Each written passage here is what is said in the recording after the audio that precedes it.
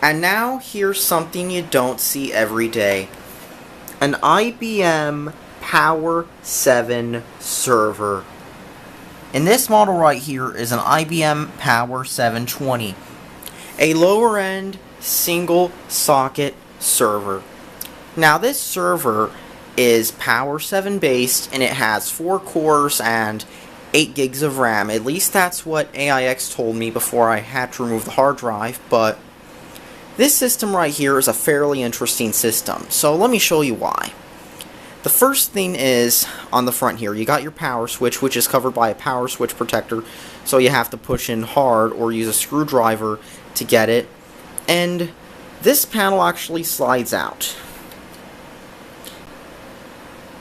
And these buttons allow you to change functions on the display, along with access the functions, because that's what these 3 buttons do. They let you select, and this is the button that lets you accept the function. Now, this is interesting because it kind of shows you what kind of server this actually is. And this is actually an IBM Power system, which originally was 2 separate server lines, the AS400 and the RS6000, which later became known as System I and System P. And then they merged it into one line. And right behind me is an IBM Intellistation POWER, the one I showed last video, and it also has a display. It's blank right now. And it also has a power button, reset button, and the same warning lights. And right here, you can see that this slides out and also has a front USB port for something. I'm not sure what it is, but probably has something to do with maintenance. Now, this is a panel that pops out here, and you can see there are 8 hard drive bays in this system. There are 8. And these are all fillers, which is something server companies do so that you can't just get an open market drive. Instead, you have to buy a marked up brand name drive and put it in the system instead.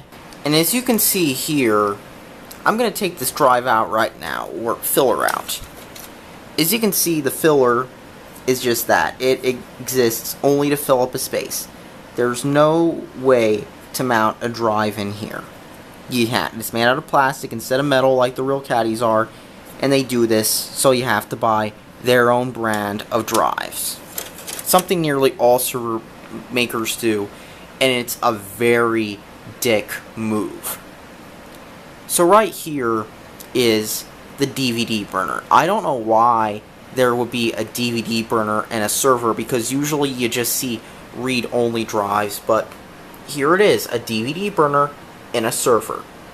One nice thing I like too is the fact that when designing the server they added a little green stripe, but yet it still has that same classic IBM design. The same one you know and love, with the honeycomb grill, the black Eingold shapes and everything. It's all there. It's still there. Like, if you've seen ThinkPads, if you've seen ThinkCenters, you know what you're expecting. Now, inside the system, I've already taken the cover off because there's a major problem with this system, and I'll show you when I turn it on. This system, even though it looks like a desktop, it actually is a rack mount server in a shell. And I actually have the original casing from the side, and it looks like that of a rack mount server.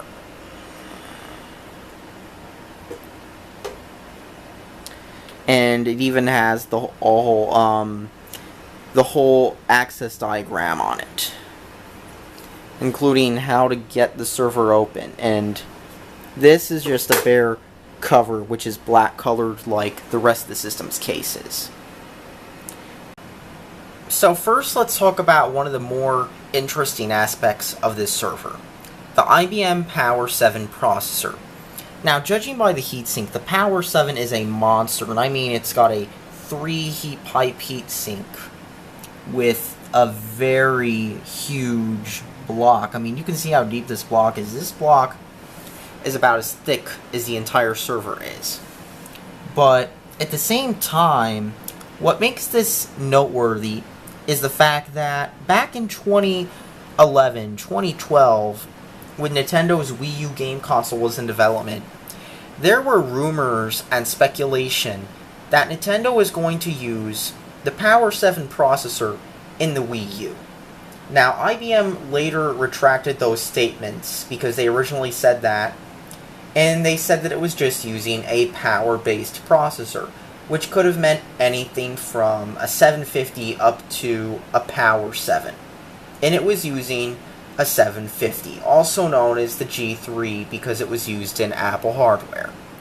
And as you can see, the Wii U's case is a lot smaller than this huge, ginormous heat block is. So there is no way the Wii U could have used the Power7, and especially not with these fans that the system has. But this is a very fast processor for its time. It has 4 cores, at least this processor does. It can have up to 8, and it also features multi-threading. So this essentially has 16 threads because it has 4 threads per core, at least from what I read. So this has 16 threads, and the CPU could have up to 24 if it was a hex core, and probably 32 if it was an octa-core. But this system had lots and lots of power, and it can run IBM's own AIX and Linux. And I mainly got this system to try and run Linux on it. Now, below the IBM Power7 CPU is a solder area where they could solder a socket and area to put in another processor. But this is a single processor system, so it only has one processor, not even a socket, just solder points to taunt you that you didn't buy the more expensive server. Right here you can see an area where the RAM goes in, and there are some dummy cards here, along with actual RAM in the back presumably. Below that is what looks to be a blank area where something goes. I'm not so sure what goes here, but apparently something important does, like maybe more RAM or something, because judging by the fact that there are lots of solder areas to put more stuff here, and spaces in the case for more hardware to go in, as I looked online and the 720 was a low-end model. And interestingly enough, this server has a manufacturing date of 2011, so this server is only 5 years old. Right here are 2 fans. These are hot swappable, I think. They're easily removable. You just have to pinch on them and pull out, and you'll just get the socket that these fans go in. They plug in with special hot plugs. Now, judging by the diagram of the system now that I've popped the system open, these are actually where additional RAM can go in. So, if you have a more expensive system, you could probably put even more slots of RAM in here and actually get more use out of the system that way. But anyways, let's take a look at the PCI Express area, since there's something else noteworthy about the system. So, right here are a bunch of PCI Express slots. I think there are 4 of them. And there's also a special slot for Ethernet, in case, like, let's just say the Ethernet gets blown out. You could replace it. But there are 4 PCI Express slots, one being taken up by a video card. So, what if you want more expansion? Well, IBM decided to add 4 more low-profile slots to this system. So you can have 4 more low-profile PCI Express cards alongside 4 full-size PCI Express cards. Now, of course, this was an option you have to pay for, but this space in the case is there. And this case has lots and lots of expansion possibilities. So, if you were looking for a case to gut with a Dremel, this would be a great case, because this is a big, roomy case. But of course, I wouldn't do that. Either way though, like I said, this system has a major issue. And I'll explain that. And it has to do with this part of the board. Now, right here is the power supply, but next to it is the system management part of the board. On older systems like that Intellistation POWER, it's a separate board you can pull out of the machine, however, it's integrated here. And to reset the password on here, as this system has a BIOS password, you have to reset the jumpers, and there's supposed to be 1 or 2 of them. However, I could not find any dip switches or jumpers or any of that on here in this area. And the other way of resetting it is to remove the battery for several seconds. And as you can see, there's a battery up there. However, the battery to reset it, it depends really. I mean, I don't know if this model even still supports that. I mean, I know my 275 did, but I don't know about this. But I'm going to give it a try anyway. Put the system back together and see if it works. Because I removed these fans, I removed the Ethernet card, looking for a jumper. I couldn't find any. I read suggestions online and I still couldn't find any. But yeah, this is its own little computer on this part of the motherboard that manages stuff, and you can actually access it while the system is off usually. At least on my 275 I could. But anyways, I'm going to try to remove the battery, put the system back together, and give it a go. Now, before I try this last-ditch attempt at resetting the system password, I might as well point something out. IBM is likely going the Apple route in restricting documentation to people who get a hold of these. And case in point, I tried to look up a service manual for this, and I couldn't find one. I found some red paper, whatever, fluff piece that advertised this server. I was able to find an installation guide, but service manual? Oh no, I couldn't find that. I did find a page about resetting the system management processor. However, it said you have to take the card out, and for more info, contact your authorized service representative or whatever. Well, one, not only do I not have one because I'm considered a consumer or personal user in IBM's eyes, but also there is no way to remove the service card because it is built into the motherboard. So IBM is going the Apple route when it comes to making their systems repairable, and that is not a good thing. Now sure, they still have diagrams in the case like nearly every server company does, but at the same time they're not labeled what they are really, just a bunch of numbers and letters like it's Battleship. No, this isn't Battleship, this is a server, and those numbers are where, if you see an error message, where to replace the part. So I'm going to remove the battery, I'm going to put the battery back in, and then I'm going to try to power this thing on and show you what is wrong with this system. So I've pulled the battery out, and it is a CR2450N Rentana Swiss-made 3-volt lithium. Basically your average clock battery. So I've removed the battery from the system. I'm going to let it sit for a few minutes, then I'm going to put the battery back in, turn on the power after putting the panels back on, and then I'm going to see what this does and if I can get Ubuntu Linux CD.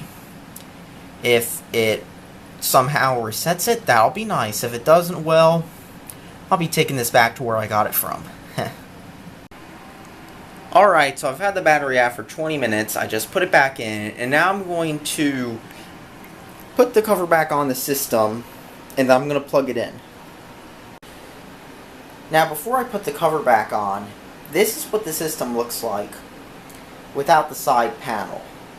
As you can see, it's essentially just a server in a desk side enclosure, or pedestal enclosure, or tower enclosure, whatever you want to call it. It's currently in this type of enclosure, and there's actually a black piece of metal that covers it up, like I said earlier, and I just thought it looked interesting and that I'd show you it. So now I'm going to get all the cables ready to hook the system up. I'm going to get my keyboard and mouse. I'm going to move the monitor cable over here, and I'm going to plug this thing in and hope it does not explode on me. Before I plug the system in, I might as well go over the back of the system. Now, right here is a power supply. There's actually a filler for a second one, so you can have redundant power supplies.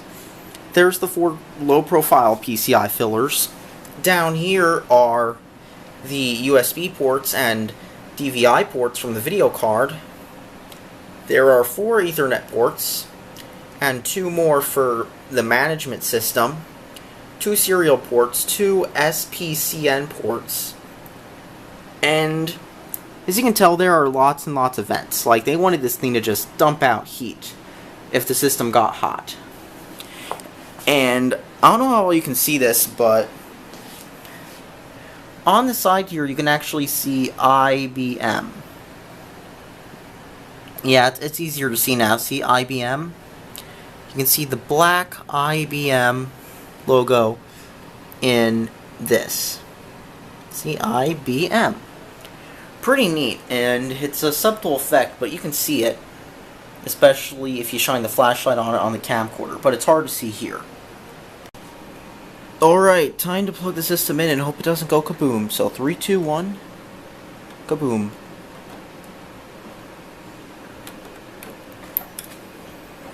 Feel the blowing, and it's doing some checks. The power on checks. I don't hear anything out of the ordinary. Seems to me like it's just doing its own power on checks. Because I think if you saw the other video, you probably know I mentioned that the system will actually do some checks before it lets you turn on the system. And when it lets you turn on the system, it'll say, okay, like, you can finally turn on the system power now. So, the lights aren't on, and the control panel's telling me that it's doing some preliminary checks. That it's loading up the whole management processor. So I'm going to let it do that, and I'll come back. So now it's basically in the newer Power series equivalent of the OK prompt from this 9114-275 or Intellistation Power 275. It's basically doing the same exact thing, except not only does this have a display more readable by cameras, but it also has some up and down buttons to let you choose settings like the network IP address, for example. So what I'm going to do is I'm going to find out how to get the IP address and try to connect to it from my computer. So a YouTube guide said I need to switch it into manual mode.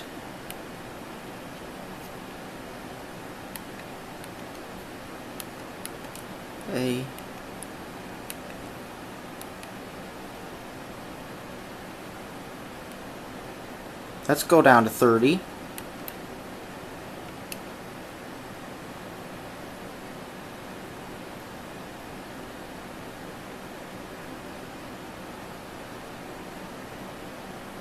Now, on the back, it's connected to that port. So it's taken some time to probably get the IP or something. I don't know what it's doing.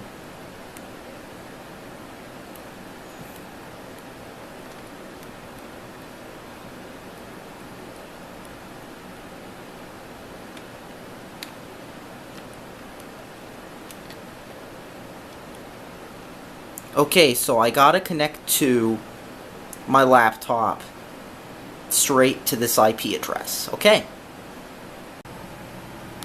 Alright, so now that the service processor's up, I'm gonna click OK. After of course setting in the whole Windows IP configuration so I can connect directly to this system. Now what I'm going to do is I'm going to open up Firefox. 169 point, it says on the machine 254.2.147. Yes, I'm administering an IBM using a ThinkPad. How fitting. And it's trying to connect. Maybe I'll try with Internet Explorer instead.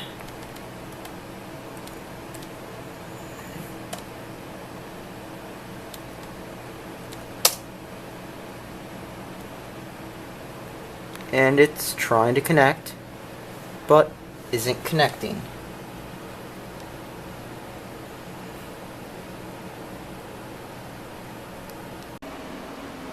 So, I tried IE on my other computer, and what do you know? I was able to get into Advanced System Management, so I'm going to try admin. I know that the battery pull worked because the dates were set, but did it reset the password? Let's find out. And nice, it actually reset it. Admin, I can put a new password here, so I'm going to enter one in and turn on the server then. So this is real nice. Now that I've reset the password, I now have control over numerous features of the system. I can get system information like, let's click processor FRU, let's click, there's lots of these P5 IOC bridges or whatever. Let's click that. Processor FRU, display details, part number. Let's search that up. So this is a 3 gigahertz Power7. Nice. Factory configuration. System configuration, like system name, time of day. I'm going to set the time and date right now, so it's 8. Actually, no, it's 6 August 2016, the current year. Currently is 24-hour time, so it has to be UTC, so I gotta look up UTC time. And right now it is on another window. Right now it is 2:08 a.m. UTC, so 2:08 UTC. Save. So now I can look up real-time progress indicator 30. System name. Acoustic mode control.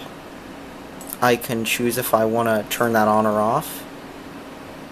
Hardware deconfiguration. You can do a lot of stuff with this, and this is very interesting to play with. So, system information indicators on, enclosure indicators, location code, lamp test. You can do all this stuff from here without playing around with a complex menu. So what I'm going to do is I'm going to click Power Start Control. What I'm going to do is I'm going to turn on i5OS partition mode. Default partition environment. I'm going to change it to Linux. Default partition in Linux. I'm going to boot to SMS menu.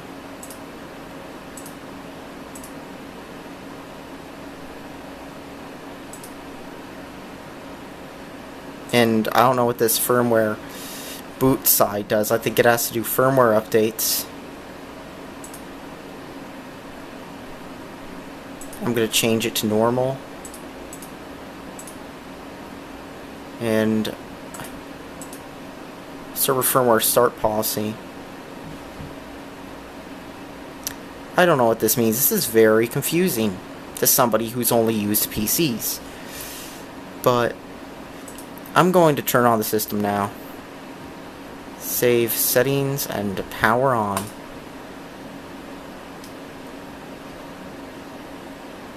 Now let's go back to the server.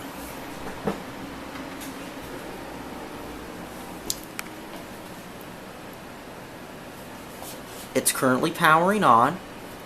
The info light's on, probably because the hard drives are missing and because I drained the battery, but it's doing things. They're spitting out 100 different... There we go.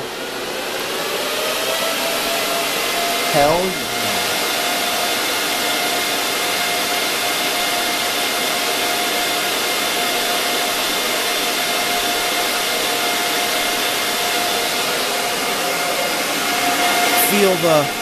Feel the wind. It's blowing. It's blowing this wind out from the back. Take these earplugs out so I can get a full sense of this server's noise. Yeah. Woo!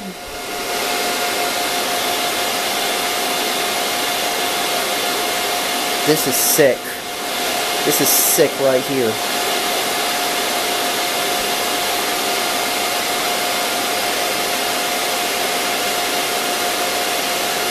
Can't wait for my parents to walk in and tell me that I need to turn this off. Because this is real power. This is why they call it Power7, because it's got all that fan power in it.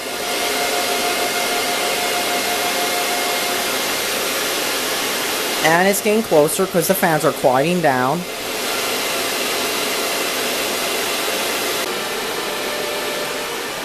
Ooh, looky here.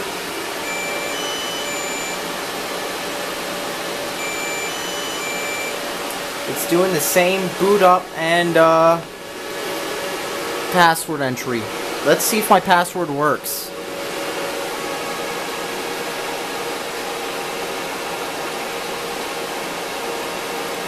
It does. It works. I reset the password on this, and as you can see, it's the same thing as this thing right here. Except it's a lot louder, it's more powerful, and it's more likely to cause my parents to yell at me. So this is great. If my parents don't like it, that means it's good. So, I'm going to go to select boot options. I'm going to boot Linux on here. So I just remembered I had an old Ubuntu Mate Power PC disk for the last version. So let's boot this up and see if it works. Okay, 1. Select. I love how this is so much faster than the Power 4 is. 3, 9, 5. Normal mode. Starting software, please wait. So let's hit tab. Live, let's hit enter. Loading kernel. Let's see if this boots.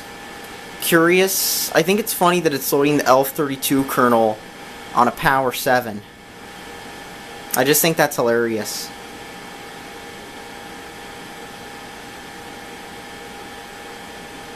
And I don't think Ubuntu likes this system, because the screen just went black. So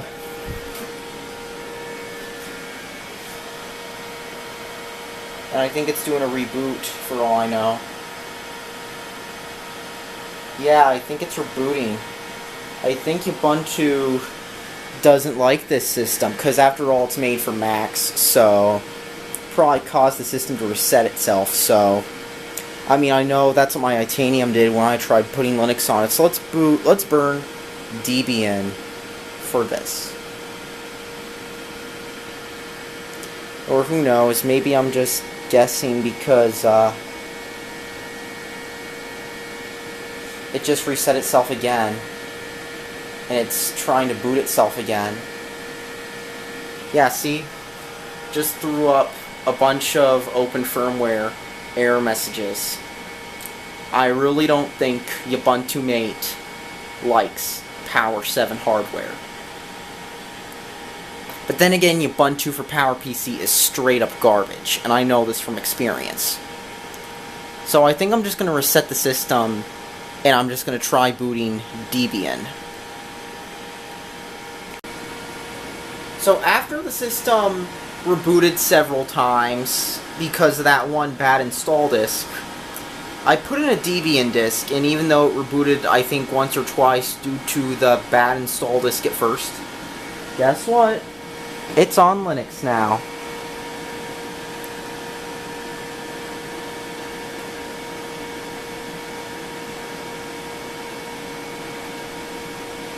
I think it'll run Linux great too.